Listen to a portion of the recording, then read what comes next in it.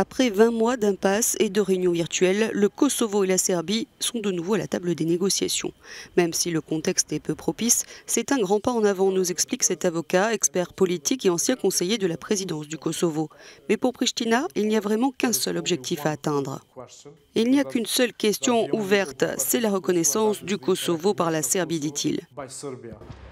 La Serbie ne reconnaît toujours pas l'indépendance de son ancienne province décrétée il y a 12 ans, en 2008. Le dialogue entre Pristina et Belgrade a récemment été relancé avec l'aide des États-Unis. L'Union européenne a repris le flambeau et joue à nouveau un rôle de premier plan dans cette reprise des pourparlers. La réunion à Bruxelles et la reprise d'un dialogue facilité par l'Union européenne sont importantes pour les citoyens d'ici.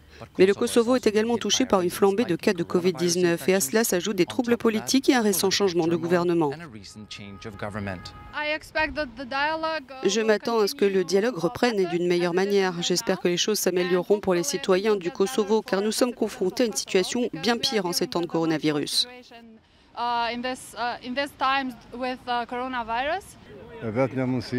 C'est la seule façon de résoudre cette situation, quel que soit le gouvernement. Nous attendons ce dialogue avec impatience pour que nous aussi nous puissions vivre heureux et en paix comme les autres peuples du monde.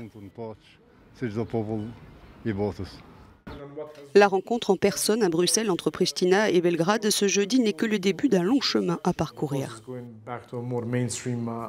Le processus revient à un cours plus général mené par l'Union européenne. Je suppose que les attentes des deux parties sont plutôt faibles. Ils veulent juste lancer le processus et cela va être salué comme un succès de tous côtés.